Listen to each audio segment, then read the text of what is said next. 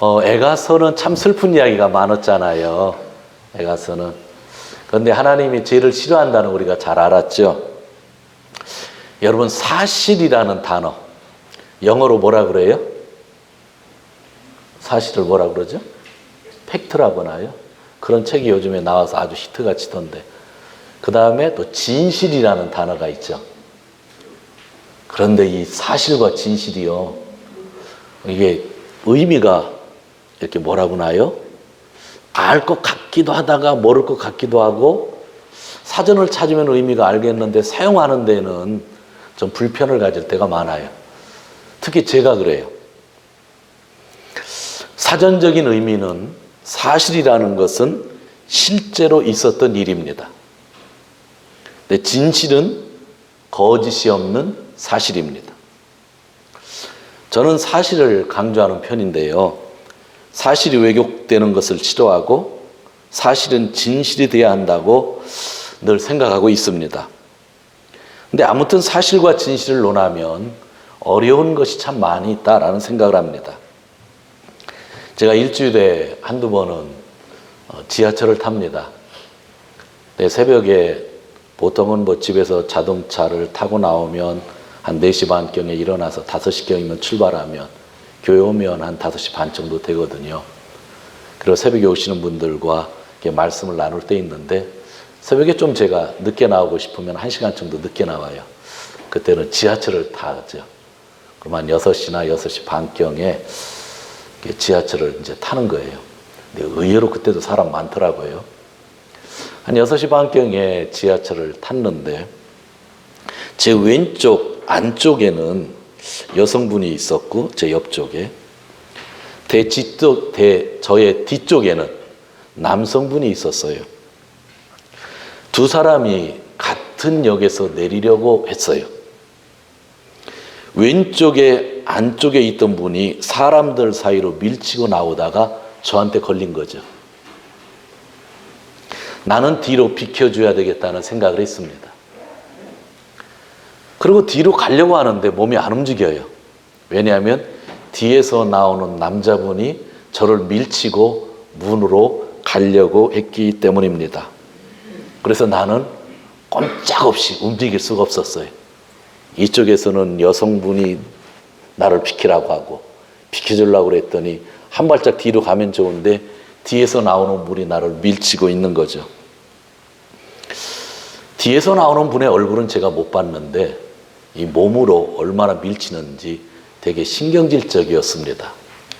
그래도 얼굴을 안 봤으니까 참을 말했는데, 저희 왼쪽에서 나오던 여성분이 나를 밀치는데 내가 꼼짝 않고 있으니까 일부러 안 비켜주는 줄 알고 애를 쓰며 나가시면서 저를 째려보고 나가시더라고요. 어떻게 저 인간 뭐하나 하는 모습으로 저를 째려보는 거예요. 그 옆에 있었던 여성분은 하루 종일 기분 나빴을 것 같아요. 오늘 몰상식한 남자를, 아저씨를 지하철에서 만났다고 생각할 것이에요. 왜냐하면 자기가 경험한 것이 사실이니까. 팩트예요. 그 여성이 기분 나쁜 것은 팩트예요. 사실이에요.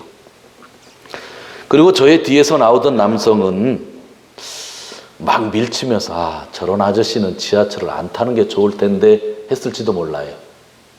그것도 자기가 밀 때 제가 움직이지 않았으니까. 그 남성도 자기가 경험한 사실이에요. 팩트예요. 그들에게는 거짓말이 전혀 없는 거예요. 그런데 이런 말이 있죠. 안다고 생각하는 사실이 진실이 아닐 수도 있다라는 겁니다. 사실인데, 팩트인데 그것이 진실은 아닐 수가 있는 거예요. 그날 지하철에서 이 진실은 사람이 너무 많아서 내가 조금씩 양보하려는 마음이 있었는데도 할 수 없는 상태였고, 두 사람이 동시에 나가려고 했기 때문에 이루어진 일들이었죠. 다만 그들의 좋지 않은 얼굴은 제가 보았고 몸이 부딪히는 경험을 했지만 저의 마음은 진짜 비켜주고 싶었어요. 뒤로 한 발짝 물러서고 싶었고 또 앞으로 한 발짝 가고 싶었던 거예요. 진실이라고 하는 것은 그 여인이 경험한 사실, 제 뒤에서 어떤 남자분이 경험한 사실, 그 다음에 내가 경험한 사실, 그 전체를 놓고 볼 때에 진실이 나올 수 있는 거죠. 그래서 사실이라고 하는 걸 저는 강조하고 살고 있는 사람 중에 한 사람이지만 사실만 가지고 모든 것은 알 수 있는 게 아니에요. 내가 경험한 사실만 가지고 모든 것에 답이 될 수 있는 게 아니죠. 여러분, 지난주 죄에 대한 이야기, 죄의 형벌에 대한 이야기 많이 들으셨을 겁니다. 그러기에 우리는 죄에 대해서, 죄의 형벌에 대해서 좀 더 생각해 보아야만 합니다. 죄의 형벌에는 사실적인 것이 분명히 있지만, 그러나 죄의 형벌에는 진실적이 있다고 하는 것을 우리 성도들은 성경을 통해서 깨달아야만 하는 겁니다. 구약 성경을 저희가 1년 동안 보았습니다. 하나님을 떠난 사람들이 수많은 예언자들에 의해서 죄의 경고를 받았습니다. 그런데도 200년, 300년 지나도 죄를 회개하지 않고 하나님께 돌아오지 않았을 때에 그들은 죄의 형벌로 인하여 예루살렘에 있는 성전이 파괴되는 것을 경험했고 포로로 끌려당하는 것을 경험했고 그것을 보고 울고 슬퍼하는 사람들이 있었습니다. 그것은 팩트입니다. 아주 사실입니다. 변할 수 없는 내용입니다. 그러나 우리가 분명히 한 가지 더 알아야 되는 것은 성경을 보면 이스라엘에 대한 죄의 형벌은 사실이지만 죄의 형벌은 사실, 팩트로 끝나지 않는다는 겁니다. 이것이 우리가 성경을 볼 수 있는 한 가지 눈을 더 갖는 겁니다. 하나님의 죄에 대한 형벌에는 사실뿐만 아니라 진실이 담겼다고 하는 것을 우리가 알아야 합니다. 그 형벌에는 하나님의 사랑이 담겨 있는 겁니다. 성전이 파괴된 그곳에 하나님의 진실이, 하나님의 마음이, 하나님의 사랑이 담겼다는 것을 우리가 볼 수 있어야만 합니다. 그러면 신약 성경이 이해가 잘 되는 겁니다. 성도 여러분, 죄의 형벌이라는 사실에 대해 거짓이 없는 진실, 형벌은 하나님이 그들의 죄를 용서해 주시기 위한 계획 안에 있었다는 겁니다. 죄를 지적하지만, 형벌을 받지만 죄 용서를 하나님이 선물로 주시기 위한 크나큰 계획 속에 있었다고 하는 것이 성경 전체 이야기입니다. 그래서 성경은 창세기부터 요한계시록까지 늘 함께 읽어야 되며 구약 성경을 읽지 않는 그러한 오류를 우리가 범하면 안 된다고 하는 겁니다. 요즘 시대가 많이 변했죠.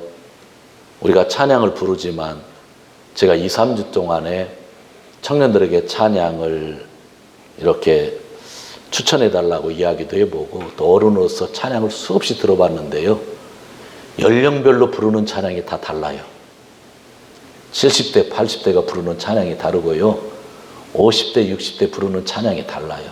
그런데요, 요즘 10대가 부르는 찬양은 우리가 죽어도 못 따라가요.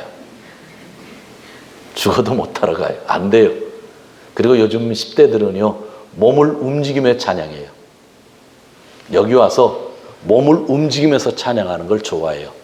근데 우리는 무슨 경건한 장소에서 어디 몸을 움직여 라는 생각을 하고 있잖아요. 근데 걔들은 앉아서 예배를 못 드려요. 근데 중요한 것은 이 자리에는 10대부터 70대, 80대까지 함께 모여 있다는 거예요. 그래서 여러분들은 어느 누구도 찬양에 대해서 만족하는 사람이 한 사람도 없을 거예요. 그런 게 목회자로서의 고민인 것 같아요. 그러나 예배라고 하는 곳에서 하나님을 높여드린다고 하는 그 마음, 그것은 변하지 않는 거죠. 저는 체벌 있잖아요. 체벌, 때리는 거. 체벌에 대해서 금지하는 것을 찬성합니다. 한 10몇 년 전까지는 체벌이 조금 필요하지 않나 하는 생각했는데 생각 완전히 바꿔버렸습니다. 체벌은 안 된다라고 저는 이야기를 합니다. 여러분 중에는 그래도 목사님 체벌이 필요합니다 하는 분이 있을 수도 있어요. 제가 그것을 뭐라고 하진 않는데 저는 금지에 찬성하고 있습니다. 병역의 의무를 한국에서 가질 때에 3년 동안 거의 매일 체벌을 받았습니다. 매일 데모를 막아야 하다 보니 그렇게 되었습니다. 그런데 저는 신학생이라고 하는 사람들이 다 알고 있는 명찰이 또 하나 있었기 때문에 한 번도 후배들을 때려본 적이 없었습니다. 제가 성숙해서 때리지 못한 게 아니라 때리고 싶은데 못 때린 겁니다. 왜냐하면 억울하잖아요. 맞기만 했으니까. 근데 신학생이라는 걸 부대에 있는 사람들이 모두 다 알고 있었기 때문에 목사의 길을 갈 사람이 때리면 안 된다는 생각으로 사실은 때리지 못했어요. 근데 지금 생각하면 잘했다라는 생각이 들어요. 그런 저였지만 결혼하여 부모의 입장이 되었을 때는 부모로서 자녀에게 체벌이 좀 필요하다고 생각을 한 적이 있었습니다. 주로 자녀의 손바닥을 때리고 화가 나면 소리도 한번 질러보고 옆에 가서 무릎 꿇고 손 들고 있으라는 그런 체벌을 가했던 적이 있습니다. 그 당시 저의 감정이 들어가 있었기 때문에 그때의 모습을 보면 사실은 아주 부끄럽습니다. 되게 부끄러운 모습입니다. 그 당시 자녀들에게 아버지는 무서운 존재였을 수 있습니다. 그것이 사실입니다. 팩트입니다. 자녀들이 기억에서 그러한 것을 지워버리기를 바라도 자녀들의 머릿속에는 그것이 지워지지 않고 지금까지 팩트로서 살아 있습니다. 그러나 부모로서 조금 변명할 수 있다고 하면 부모의 마음에는 또 다른 거짓 없는 사실이 하나 있습니다. 그것을 진실이라는 단어로 표현할 수 있습니다.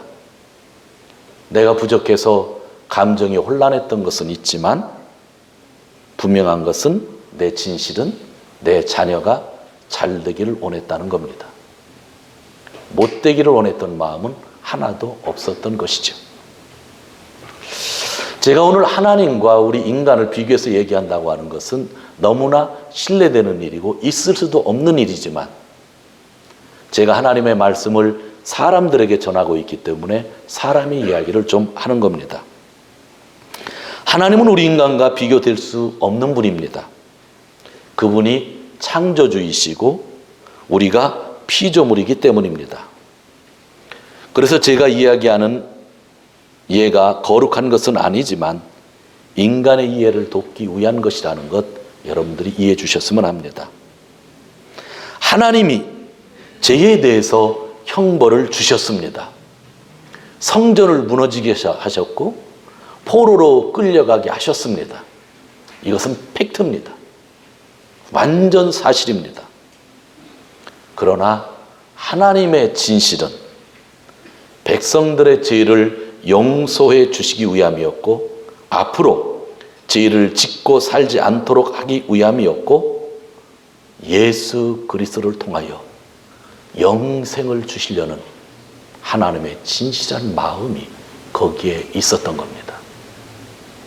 예수님을 통해서 우리에게 영생을 주시려고 하지 않았다고 한다면 굳이 하나님이 하나님을 예배하는 성전을 무너뜨리게 하지 않았을 겁니다.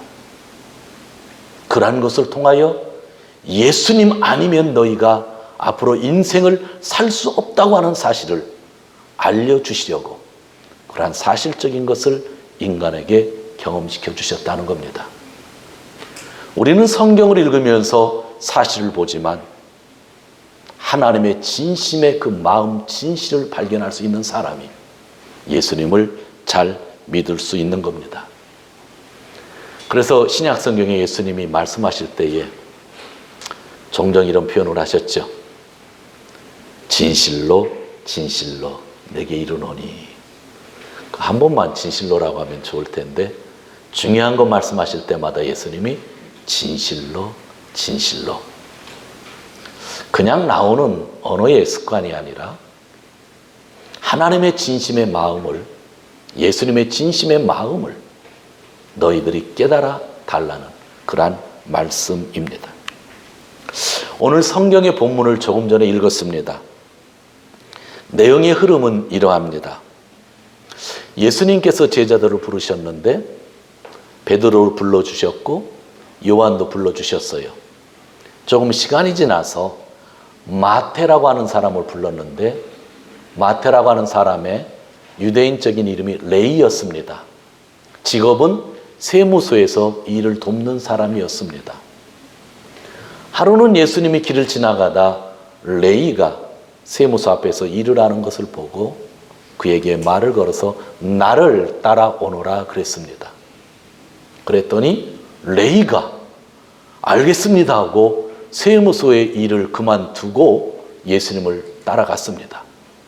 그리고 예수님이 나를 불러주셨다고 하는 것에 너무나 감사해서 자기 집에서 잔치를 하게 된 겁니다.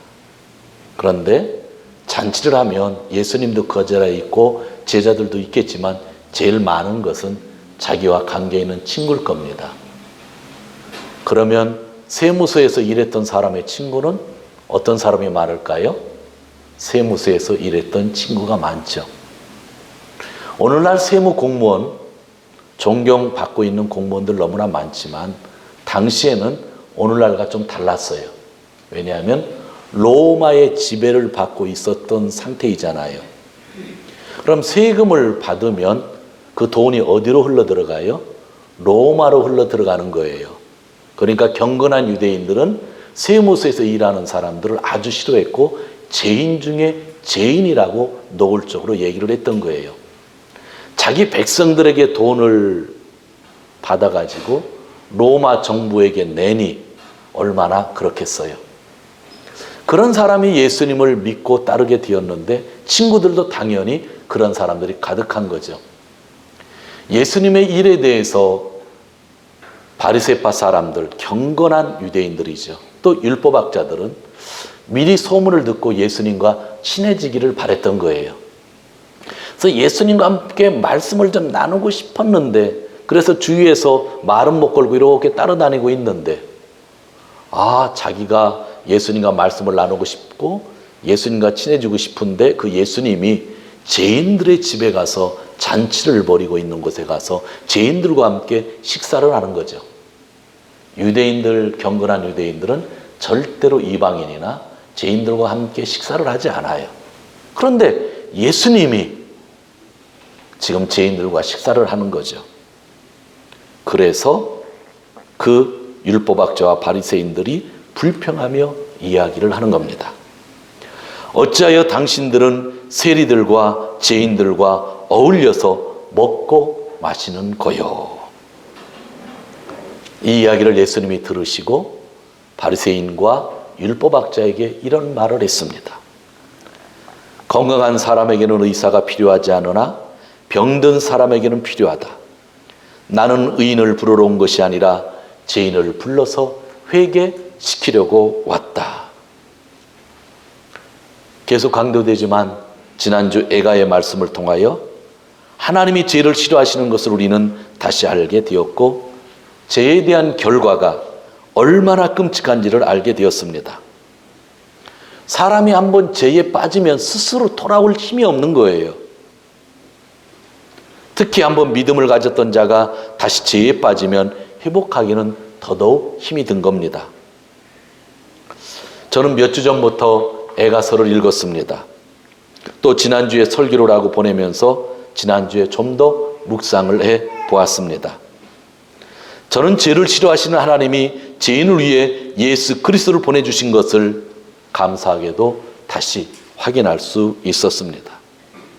여기에 하나님의 사랑이 있는 겁니다.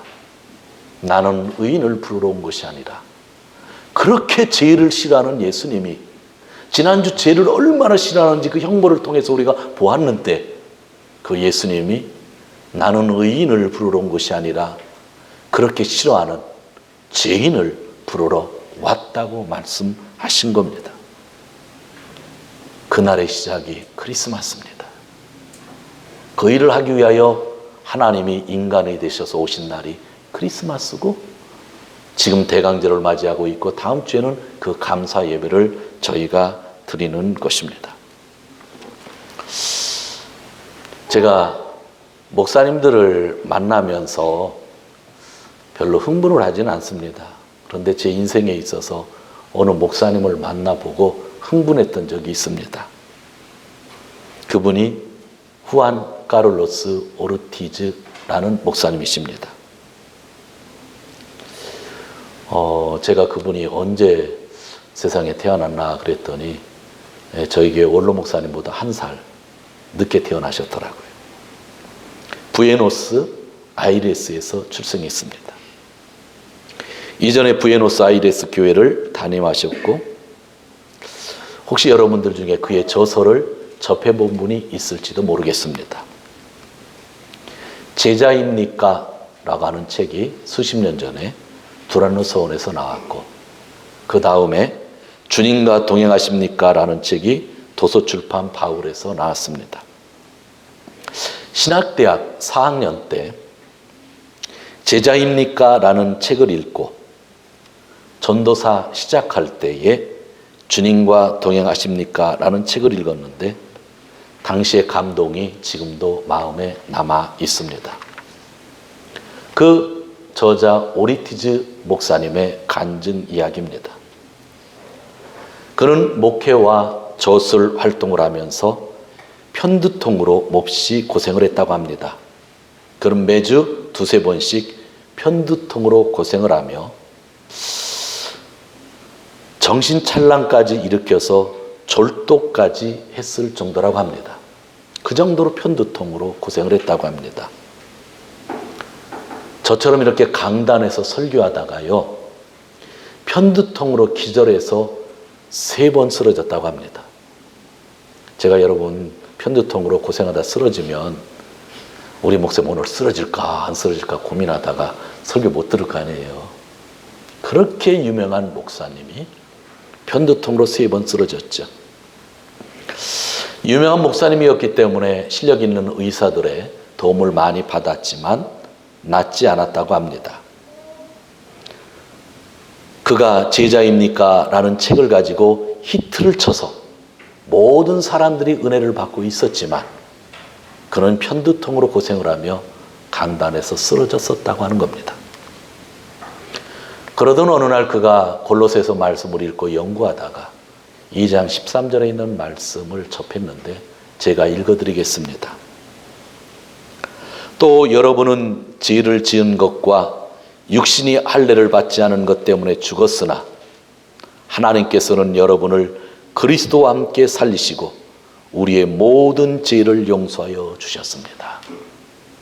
알고 있는 사실인데 그가 꽉 마음에 닿은 것은 모든이라는 말, 이사이노쯤이 모든이라는 말이 마음에 꽉 닿았다고 합니다. 그는 마음속으로 하나님께 질문을 했다고 합니다. 하나님, 이 말씀의 의미는 제가 아직 짓지도 않은 죄까지도 다 용서해 주실 수 있다는 뜻입니까? 질문을 했다고 합니다. 그렇다면 주님은 이대로의 저 자신을 받아 주신다는 말씀입니까? 또 질문을 했다고 합니다. 그때 마음속에 하나님의 음성 대답이 있었다고 합니다. 너는 설교자가 아니냐? 이때까지 그것도 모르고 있었느냐? 이 어리석은 것 같으니. 오르티즈 목사는 예수 그리스도를 모두 믿으면 죄 용서받는다는 것을 머리로 알고 있었는데 마음에까지는 와 닿지 않았던 것이죠. 그날 또 마음속에 이러한 음성이 들렸다고 합니다. 너의 문제가 뭔지 아느냐? 너는 지금 있는 그대로의 너 자신이 받아들이지 못하고 있다. 그런 이야기를 들었다고 합니다.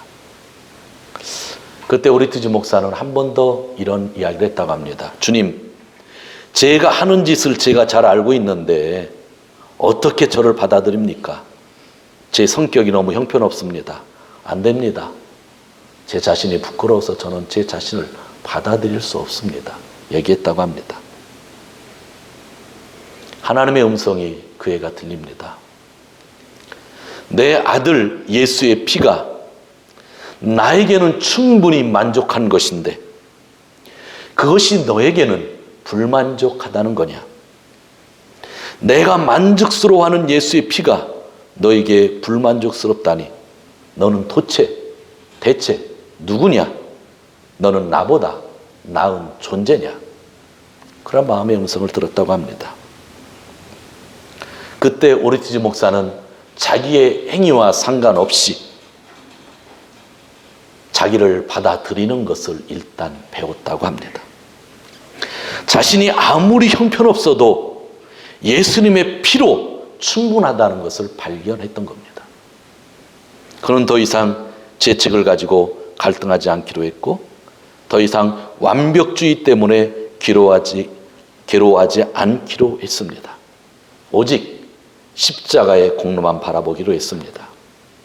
이 진리에 눈을 뜨자 그의 마음에 놀라운 평안이 찾아왔다고 합니다. 마지막으로 주님의 말씀이 감동으로 다가왔는데 너도 알다시피 나는 네가 내 자신에 대해 알고 있는 것보다 너를 더 잘 알고 있다. 그 말은 무슨 뜻이냐면요. 너는 내 자신이 나쁘다고 알고 있는데 나는 네가 그것보다 더 나쁘다는 것도 알고 있다. 그런 말입니다.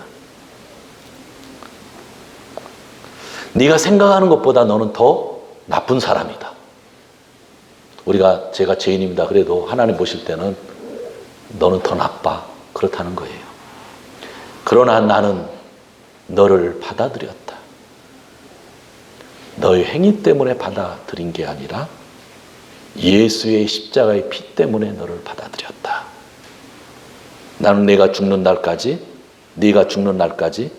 모든 허물을 다 용서하기로 작정했다. 이 말씀을 확인했을 때 오리티즈 목사는 참 의미심장한 말을 했습니다. 나는 나 자신을 껴안아 주었다. 드디어 자기의 싸움이 끝난 겁니다. 그런 책에서 정확히 3주 후에 편두통이 깨끗이 사라졌다고 합니다. 신발에 못이 박히면 박힌 못이 여러분들의 발을 찌른다고 하면 여러분 어떻게 하실 겁니까? 목사한테 가서 아프게 안 해달라고 기도를 해달라고 하실 겁니까? 친구들에게 기도를 해달라고 하실 겁니까? 여러분이 일주일간 금식하실 겁니까? 신발에 박힌 못 때문에 여러분이 아프면 여러분이 그 못을 빼어 버려야만 하는 겁니다. 간단한 이야기입니다. 자신의 자아에 대한 용납, 그것이 평화를 가져오는 겁니다. 예수의 십자가는 조그만 능력이 아닙니다.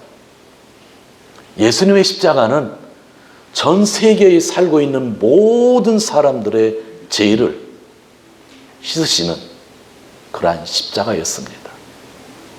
그것을 진심으로 믿으면 저희는 평화롭게 살 수 있는 겁니다. 그러나 내 행동으로 올바를 때만 그 십자가의 영향력이 있다고 믿으면 늘 나를 용납하지 못하고 불안하게 사는 겁니다. 행함으로 구원받는 게 아닙니다. 믿음으로 구원을 받는 거고 그것이 너무나 감사하고 그 은혜가 싸구려 은혜가 아니라 너무나 값싼 은혜이기 때문에 우리 스스로가 하나님께 나와 예배하고 우리 스스로가 선교하고 감사함으로 하나님께 예물도 드리는 겁니다. 어떤 행위 하나도 주님의 보혈의 피에 추가할 수가 없습니다. 하나님의 그 모든 사랑은 예수 그리스도 안에서 나타나시는 거고 그것이 크리스마스라고 하는 것입니다.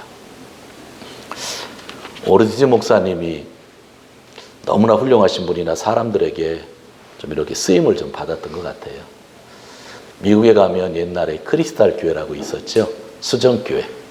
수십 년 전에요. 한국 성도님들이요. 관광 코스로 거기 가서 관광했던 교회예요.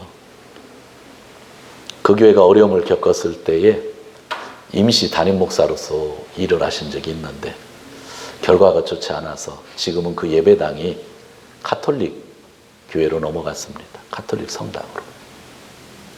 또 미국에 가면 세퍼드 신학대학이라고 하는 한국인이 만든 신학대학인데 그래서 인정받은 신학교가 있었는데 거기 가서 또 학장까지 또 하셨는데 작년에 또 그 대학이 또 문을 닫았어요. 참 너무나 마음이 좋아서 사람들에게 쓰임을 많이 받았던 것 같아요. 그분이 몇 년 전에 오사카에 그 신학교 일 때문에 오셨는데 제가 그 소문을 듣고 너무나 뵙고 싶어서 그냥 주일날 제가 있던 교회에 초청해서 설교를 들었습니다. 한국말로 해주시면 좋은데 영어더라고요. 그리고 옆에 이제 통역하시는 분이 있었는데 얼마나 열정적으로 설교하시는지 그때 읽은 책들 내용이 그대로 다가오는데 지금도 전 수많은 목사들을 만나봤는데 그 목사님 봤을 때가 제일 감동적이었던 것 같아요. 수십 년 전에 읽었던 책, 그 저자가 와서 설교를 하는데 너무나 은혜되었기 때문이죠. 그런 분도 그렇게 훌륭하게 책을 쓰고 부에노스 아이레스에서 가장 유명한 목사로서 일을 했기 때문에 쓰임을 받았던 그분이었지만 예수님의 십자가의 보혈이 모든 사람을 위한 것, 나를 위한 것, 내가 아직 짓지도 않은 그 모든 죄까지도 주님의 십자가는 해결할 수 있다는 걸 믿었을 때에 그런 참으로 정직한 길을 걸어가게 된 것이죠. 어떤 교회에서 여러분들에게 어떤 사람들이 조금이라도 행위를 집어넣는다고 하면 그것은 믿음이 아닙니다.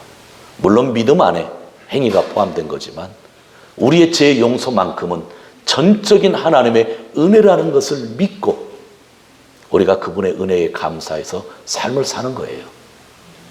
진짜 감사한 사람은요 정직하게 살겠죠. 그러나 그것을 믿지 않는 사람은 세상에 나가서 아직도 정직하게 못 사는 거예요. 은혜 안에서 행위가 나오는 겁니다.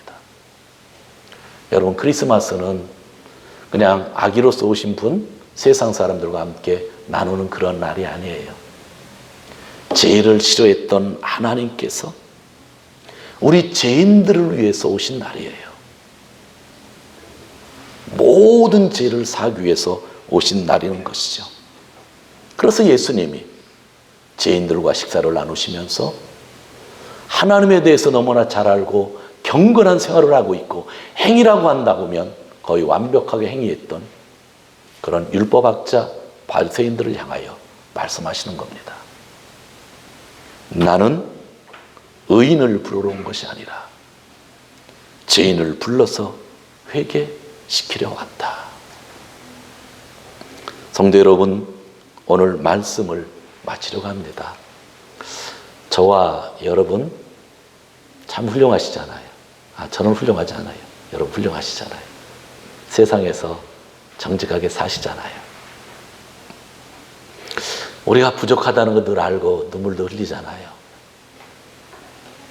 오리지즈 목사가 깨달았던 것 성경의 말씀이지만 하나님은요 여러분 있는 모습 그대로를 받아주시기를 원해요. 나의 슬퍼하는 모습, 애가 속에서 울던 그 모습 하나님은 그대로 용납해 주셔요. 단 하나 예수 그리스도의 피가 모든 죄를 용서하신다는 것, 그 신앙이 우리에게 필요한 거예요. 서로 다 다른 모습이지만 크리스마스 계절이고 올 연말 우리가 정리하지만 정말 예수 그리스도가 우리를 용납하시고 죽으시고 피를 흘려주셨다고 하는 것, 내 근본적인 문제는 예수님에게 다 해결되었다고 하는 것, 그래서 예수님 한 분만 집중하시고 사는 저와 여러분 되시기를 주님의 이름으로 축원드립니다. 기도하겠습니다.